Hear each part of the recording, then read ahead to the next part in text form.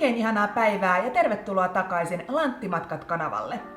Tällä videolla käydään läpi 10 matkailuvinkkiä Japaniin. Nämä on osittain koostettu teidän kysymysten perusteella, joten kiitoksia jälleen kerran erittäin hyvistä kysymyksistä.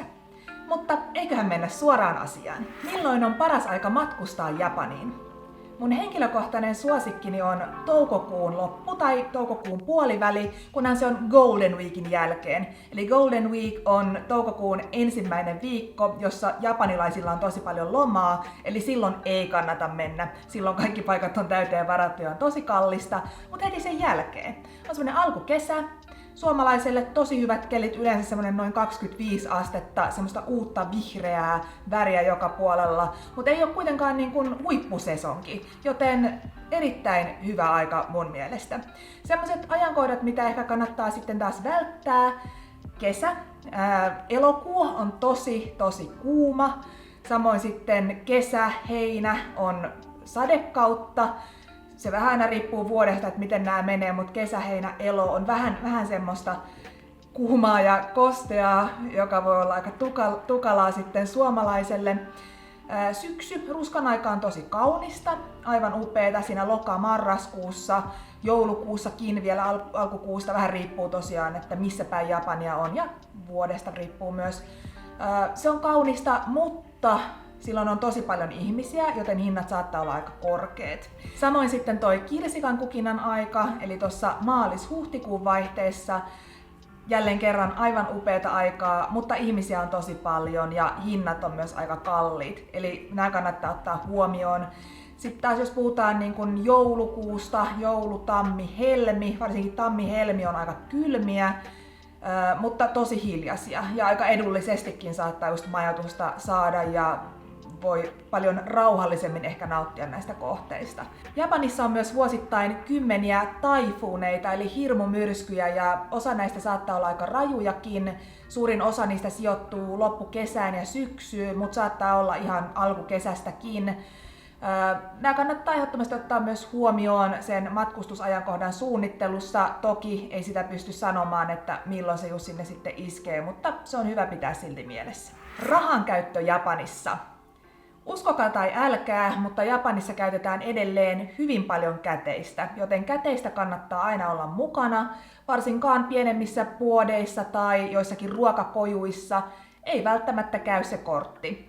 Ja korttikin kannattaa olla semmoinen versio, missä ei ole se debit credit, eli semmoinen yhdistelmäkortti. Ne ei välttämättä kaikissa paikoissa Japanissa käy, eli on hyvä olla pelkästään credit tai debit. Ihan sama onko se credit sitten Mastercard vai Visa, ne käy ihan yhtä lailla, mutta semmoinen yhdistelmäkortti on huono valinta Japaniin. Jostain syystä ne laitteet ei sitä tunnista tai vaikka tunnistaisikin, niin sitten myyjä on ihan, että oho, en mä ole ikinä nähnyt tämmöistä vaihtoehtoa, joten se sanoo sulle, että ei, tää ei kelpaa meille. Japanissa saa rahaa toki nostettua ihan seinästä. Paras vaihtoehto suomalaiselle on Seven Bank, eli käytännössä 7-Elevenin sisäpuolella oleva nostoautomaatti. Näitä näkyy myös joskus niiden kauppojen ulkopuolella. Tai posti. Näissä käy varmuudella se suomalainen kortti ja se on edullisempaa yleensä nostaa kuin mitä sitten vaikkapa vaihtaa täällä Suomessa jo ennakkoon. Eli välttämättä hirveitä summia ei tarvitse ennakkoista rahaa ottaa mukaan. Ei kannata siis hämmentyä Japanissa siitä myöskään, että jos sä kokeilet jonkun pankin automaattia, se sun kortti yleensä, se suomalainen kortti ei toimi siinä. Eli Seven Bank ja posti. Niissä varmuudella se sun kortti toimii. Japanin kieli. Mä suosittelen opettelemaan ainakin muutaman sanan japania ennen kuin matkustat Japaniin. Ihan siitä syystä, että se toimii semmosena jäänmurtajana. Ihan että osaat tervehtiä, konnichiwa, niin sillä pääset jo pitkälle. Tai sanoo vaikka, että kyllä, hai, se on helppo, hai. Tosin siinä voi käydä sit sillä tavalla, että saa jotain, mitä ei ole halunnutkaan, joten käytä harkiten. Mutta ihan tämmönen muutama perussana on hyvä opetella. Japanilaiset ei ihan hirveän hyvin osaa englantia.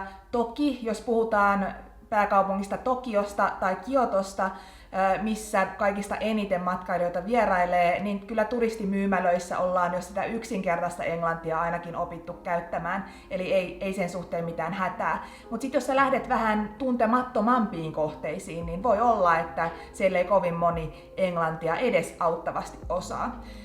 Jos sä kysyt joltain jotakin englanniksi, niin vastaus saattaa helposti tulla japaniksi, joten siitä ei välttämättä ole hirveästi sitten iloa. Mutta japanilaiset on tosi ystävällisiä. Ja jos sä puhut sitä englantia, niin sun kannattaa käyttää hyvin semmoisia yksinkertaisia sanoja ja lauserakenteita, eikä yrittää puhua jotenkin tosi vaikeasti sitä englantia niin sanotusti. Suosittelen myöskin lataamaan Google-kääntäjän puhelimeen. Siinä on semmoinen valokuva-ominaisuus, että kun sä laitat vaikkapa ruokalistan menuun päälle ravintolassa, otat siitä kuvan, niin se kääntää sen sulle, sen tekstin mitä siinä on. Ja mä oon kokeillut sitä ja se toimii yllättävän hyvin. Toki se ei kaikkien fonttien kanssa toimi, varsinkin jos on käsin kirjoitettu jotenkin tosi hienosti, niin se ei osaa sitä lukea. Mutta jos on semmoinen selkeällä japanilla kirjoitettu, niin se osaa sen yllättävän hyvin, joten ota ihmeessä testiin. Turvallisuus Japanissa. Japani on lähtökohtaisesti turvallinen maa. Siellä tapahtuu aika vähän rikoksia, aika vähän mitään näpistyksiä, jos vertaa joihinkin vaikkapa eurooppalaisiin suurkaupunkeihin. Aika rauhassa saa olla, mutta suosittelen silti tänä päivänä kiinnittämään huomiota siihen, että ei nyt ihan sitä rahapussia pidä siellä takataskussa tai sillä tavalla helposti napattavissa, että vaikka perinteisesti maa onkin turvallinen, niin nyt kun siellä käy niin valtavasti turisteja, niin kyllä se houkuttelee sitten myös niitä näpistäjiä, rikollisia. Eli kyllä se kannattaa sitä perusjärkeä noudattaa. Taifuunit tulikin tuossa jo aikaisemmin esille, mutta Japanissa on sen lisäksi maanjäristyksiä. Jos sä vietät Tokiossa aikaa vaikkapa viikon tai pari, on hyvin todennäköistä, että sä tuut kokemaan ainakin yhden maanjäristyksen. Eli niitä on ihan viikoittain. Monesti ne on niin pieniä, että sä et välttämättä edes huomaa niitä, jos sä jossakin kävelet tai muuten. Mutta silloin, jos sä vaikkapa makaat sängyllä, oot just nukahtamassa, just heräämässä tai jopa keskellä yötä, niin saatat herätä, saatat tuntea sen maanjäristyksen. Suosittelen lataamaan semmoisen sovelluksen kuin Jyrekyry, joka antaa sulle varoituksen siihen sun puhelimeen hieman ennen sitä maanjäristystä, että minkälainen maanjäristys on nyt tulossa. Sä pystyt säätämään siitä, että kuinka voimakkaat sä haluat, että se ilmoittaa sulle. Siihen voi ilmoittaa sen paikan myös, missä sä olet. Tosi kätevä. Toki jos se maanjäristys sattuu kohdalle, niin on hyvä sitten tietää, että miten toimitaan. Siihen löytyy varmasti erittäin hyviä videoita YouTubesta, joten kannattaa tutustua niihin.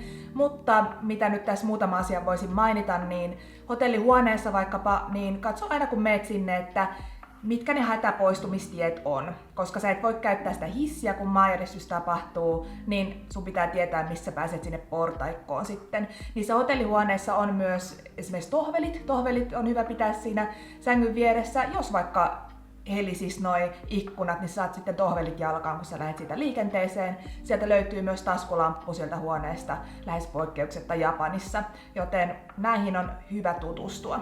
Yksi, mihin mä myös itse aina kiinnitän huomiota Japanissa ennen nukkumaan menoa, on se, että mun pään päällä ei ole mitään. Se on kaikista tärkeintä, että jos maanjäristys tapahtuu, olit se sitten sisällä tai ulkona, niin tarkista, että sun pään päällä ei ole mitään ja suojaa sun päätä.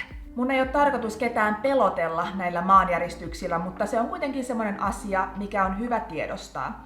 Hyvä on tiedostaa kuitenkin myös se, että jos joku maa, niin Japani on hyvin varautunut suuriinkin maanjäristyksiin. Puhelin ja netti. Nettiasiat on matkailijalle helpottunut ihan huomattavasti tässä viime vuosina Japanissa. Aikaisemmin ei ole oikein tämmöisiä SIM-kortteja ollut, mutta nykyään saa ja hyvinkin edullisesti. Nimenomaan siis datasimi.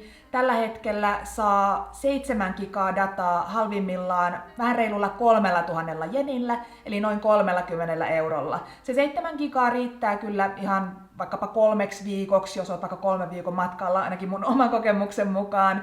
Jos käytät sitten hotellilla pääasiassa sitä wifiä.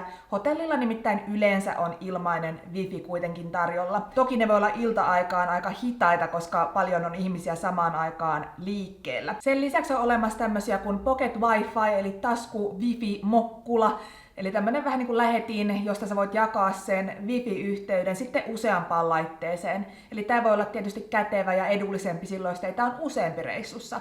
Mä en yleensä tätä vuokraa ihan sen takia, että sit sulla on se mokkula koko ajan mukana ja se yleensä sit se virta loppuu jossain vaiheessa päivää, eli sitä pitää sitten ladata, jolloin sulla pitää olla sit se akkupankkikin mukana, eli sitä tavaraa tulee paljon enemmän. Eli mä itse sen takia suosin sitä SIM-korttia, mikä on menee sinne sun puhelimeen. Niitä on eri kokoisia, eli varmasti just siihen sun puhelimeenkin semmonen sopiva löytyy. Hotellien lisäksi wifiä on nykypäivänä tarjolla kahviloissa, ravintoloissa. Lähes poikkeuksetta löytyy ainakin Mäkkäristä.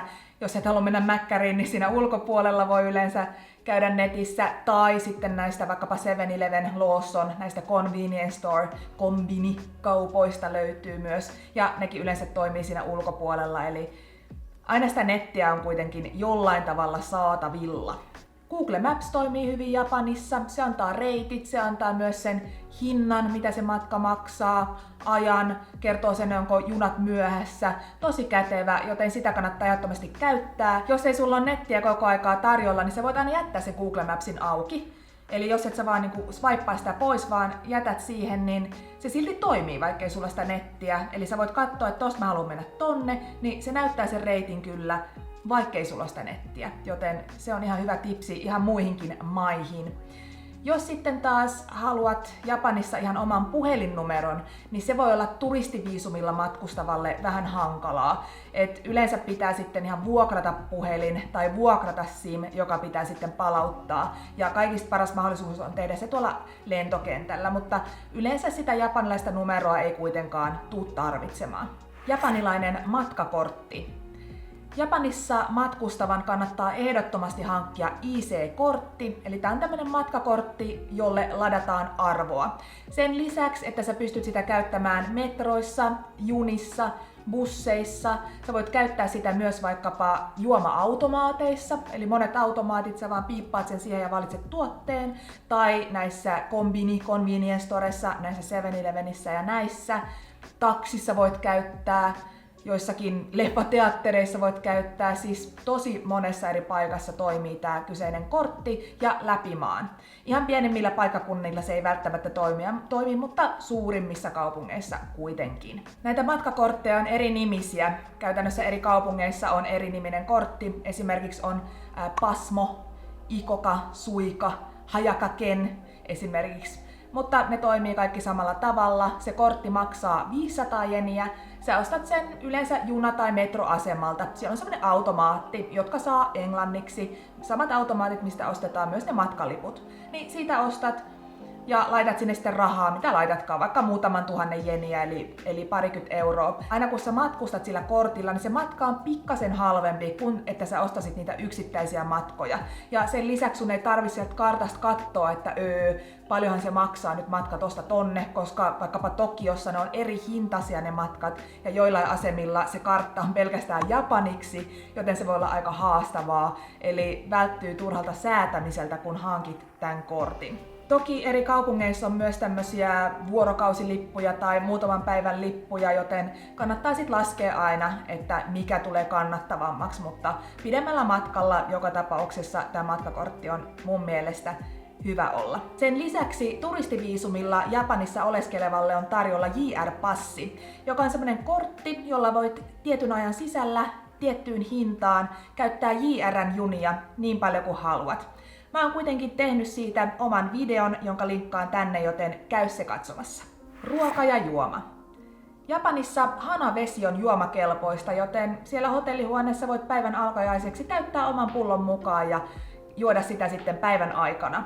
Jos kuitenkin haluat jotain muuta kuin sitä vettä, niin Japanissa on ihan valtavasti tämmöisiä juoma-automaatteja, joista saa sekä kuumaa että kylmää juotavaa. Niissä on aina se hinta laitettu joko sinisellä tai punaisella, ja se kertoo sen, että onko se juoma kylmä vai kuuma. Eli punainen on kuuma juoma, sininen on kylmä juoma. Japanissa on korkea hygieniataso, joten ihan kovin huolissaan oman vatsansa hyvinvoinnista ei Japanissa tarvitse olla. Kuitenkin, jos sulla on joku allergia, niin kannattaa olla tarkkana. Yleensä se allergia kannattaa käännätyttää japaniksi, että se on sulla lapulla, että sä voit näyttää sitä Japanissa. Tai sitten piirtää ne kuvat tai näyttää joku kuva, että ei tota, että ne tietää aivan varmasti. Nämä allergiat otetaan Japanissa tosi vakavasti ja ne ei missään nimessä halua, että vahingossa sä joutuisit syömään jotain, mistä sä saat sen allergisen reaktion. Japanissa käytetään lähtökohtaisesti aika vähän maitotuotteita. Toki sieltä löytyy jäätelöä tai jotain kermajuttuja, mutta ihan niin kuin jos puhutaan perinteisestä japanilaisesta ruuasta, niin siinä ei käytetä maitoa. Siinä saatetaan käyttää vaikkapa soijamaitoa. Soijavaidostahan tehdään myös vaikkapa tuo tofu, mitä japanilaisessa keittiössä paljon käytetään. Tästä päästäänkin sitten ehkä kasvisruokavalioon. Kasvisruokaa Japanista löytyy tosi hyvin, koska perinteisesti siellä on syöty just siitä tofua, siellä on syöty erilaisia säilyttyjä kasviksia. Kuitenkin Japanissa käytetään aika paljon kalalientä, joten vaikka se ruoka saattaa näyttää kasvisruualta, niin se voi olla, että siinä on käytetty kalalientä. Eli jos et sä halua sitä kalalientä, niin se kannattaa aina sitten myös varmistaa, että saa sitten täysin vaikkapa vegaanisen annoksen. Toki tänä päivänä vaikkapa Tokiossa ja Kiotossa, kun tulee paljon ulkomaalaisia, jotka vaatii sitä vegaanista ruokaa, niin niitä paikkoja, jotka tarjoilee vegaanista ruokaa englanninkielisillä menuilla, on tänä päivänä hyvinkin paljon. Eli se ei tule olemaan mikään ongelma. Ongelma se saattaa olla just nimenomaan sitten ehkä näiden suurempien kaupunkien ulkopuolella, mutta kyllä sä löydät kysymällä, ihmettelemällä myös itsellesi sitä oikeaa ruokaa. Keliaakikon kannattaa olla myös tarkkana, nimittäin vaikka se ateria saattaa näyttää, että okei, no tässä on riisi, tässä on kasvikset, tässä on kala, ei mitään leivitetty, good to go, mutta niissä on käytetty monesti soijakastiketta, ja soijakastikkeessa on gluteenia, eli jos sä oot tosi herkkä, niin se kannattaa aina myös varmistaa. Japanilaisessa ravintolassa ei yleensä makseta sitä laskua siinä pöydässä, vaan se maksetaan joko ennen ruokailua semmoiseen automaattiin, tai ruokailun päätteeksi sitten ovella kassalle. Yleensä se kuitti on jätetty siihen pöytään jo sen jälkeen, kun kaikki teidän tilaukset on pöytään tullut, tai sitten se tuodaan siihen pyytämällä, mutta joka tapauksessa maksa sitten vasta siellä kassalla. Ja kuten tuossa edellisessä videossa puhuttiin, niin Japanissa ei jätetä tippiä. Kuitenkin siihen laskun loppusummaan saattaa tulla verot, ja jos kyseessä on tämmöinen pubi, niin istumismaksu. Japanilainen WC. Ilmaisia ja siistejä yleisiä vessoja on Japanissa tarjolla tosi paljon. Voit mennä esimerkiksi tämmöiseen tavarataloon, niissä on melkein joka kerroksesta löytyy tosi hyvät vessat. Tai sit niitä on ihan juna-asemilla ja nekin on tosi siistejä, aivan erilaisia kuin monessa muussa maassa. Joskus kuitenkin voi tulla eteen tilanne, että sä avaat sen oven ja siellä onkin sitten kyykkyvessa. Eli Japanissa on kahdenlaisia vessoja. On niitä kyykkyvessoja, mikä on vaan käytännössä reikä lattiassa. Tai sitten on semmosia valtaistuimia oikein, missä on ihan valtavasti erilaisia nappuloita, lämmitystä ja pesua ja linnun laulua tai jotain semmoista puron ääntä peittämään ne kaikki sun äänet siellä vessassa. Eli näitä kahta mallia löytyy. Tänä päivänä, jos puhutaan just nimenomaan Tokiosta ja Kiotosta, niin turistien suosimilla alueilla on yleensä vähintään molempia malleja. Eli jos avaat sen kopin ja siellä on se japanilainen kyykkyvessa, niin sä voit kokeilla jotain toista ovea ja sieltä yleensä löytyy myös sellainen länsimaalainen vessa. Eli ei kannata menettää toivoa. Tänä päivänä löytyy myös vessapaperia aika hyvin näistä yleisistä vessoista, nimittäin sekä ei aikaisemmin ollut itsestäänselvyys ja japanilaiset kantoi mukana nenäliinapaketteja. Nenäliinapaketteja yleensä jaetaan mainoksena Japanissa kadulla, joten voi olla hyvä idea joskus ottaa semmoinen ihan kaiken varalta. Varsinkin jos syrjäseudulle menee, niin vessapaperia siellä vessassa ei välttämättä ole. Sen lisäksi ei ole välttämättä mitään käsien kuivauspaperia. Ei ole ikinä semmoisia pyyhkeitä, mitä meillä on. Semmoisia kuivaussysteemeitä on, eli se puhallin, mihin laitat käteesi, se kuivaa. Mutta välttämättä ei niitäkään aina ole. Japanilaiset käyttää semmoista pientä pyyhettä, joka heillä on aina mukana, ja itsekin kannan aina pientä pyyhettä, koska se on hirveän kätevä sitten. Sun ei tarvi siinä sit ravistella, että no, eipä ollut mitään mihin kuivata, joten viimeistään Japanista hanki pikkupyyhe. Yleensä maksaa noin 500 jeniä, eli alle 5 euroa. Tatuoinnit ja pukeutuminen. Japanissa vanhempi sukupolvi saattaa vielä tänä päivänäkin vähän vierastaa tatuointeja. Ne on nimittäin perinteisesti liitetty Yakuzaan eli Japanin mafiaan. Tästä syystä myös monessa kylpylässä on kielto, että ei tatuointeja. Yleensä se tarkoittaa, että ei Yakuzaa. Totta kai kun sä oot ilman vaatteita, niin kuin jälleen kerran puhuttiin siinä edellisessä videossa, niin kaikki näkyy. Eli varmasti näkyy se koko selän peittävä Yakuza-tatuointi. Ja vaikka sulla olisi se pieni perhonen jossain tuossa rinnan päällä, niin ei väliä, se on silti tatuointi ja sä et saa mennä sinne kylpylään.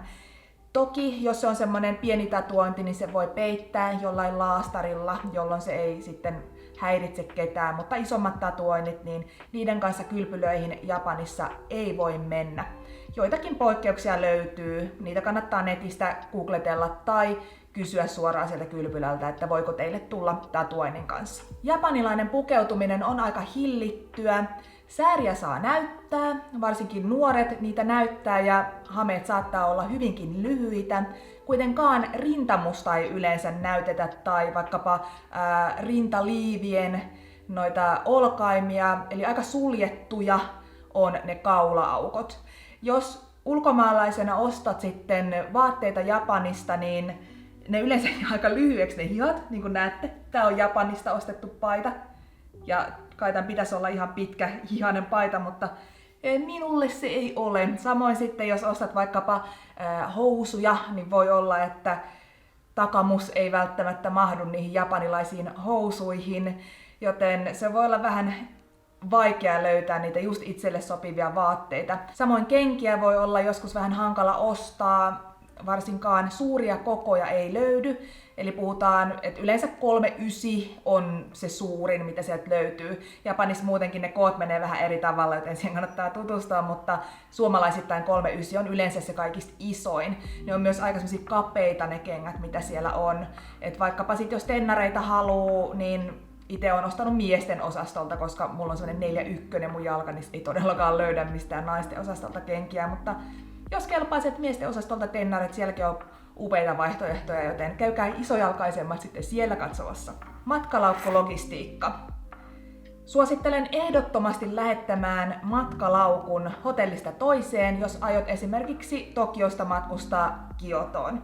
Se on nimittäin aika rasittavaa raahata sitä niissä julkisissa kulkuvälineissä. Tokiossa mahdollisesti meet siellä ruuhka-aikaan. Hyvä, että itse mahdut sinne kyytiin, niin raahat sitten sitä matkalaukkua siellä. Sitten meet luotijunaan, et löydä paikkaa sille sun laukulle. Siellä nimittäin on aika rajatusti sitä tilaa, varsinkin kun aika moni muukin haluaa raahata sen oman laukkunsa siellä. Ja sitten sama ruljansi siellä Kioton päässä, jossa vielä mahdollisesti joudut käyttämään bussia, koska siellä ei ole niin paljon niitä metrolinjoja, ja nostaa sinne bussi, joka on tosi ruuhkainen, sen sun laukun ja raahata siellä Kioton kaduilla.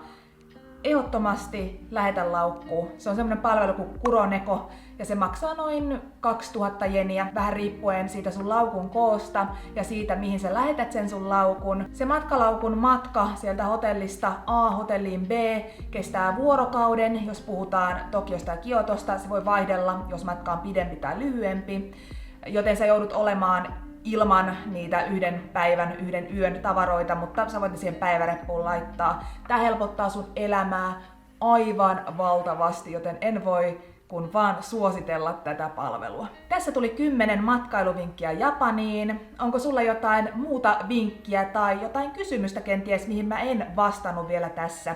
Kommentoi ihmeessä tähän alle, niin tehdään lisää tämmöisiä videoita, missä käydään läpi vähän teitä askarruttavia asioita. Mutta kiitos kun katsoit tämän videon. Me nähdään jälleen toisenlaisissa maisemissa ensi kerralla. Moikka!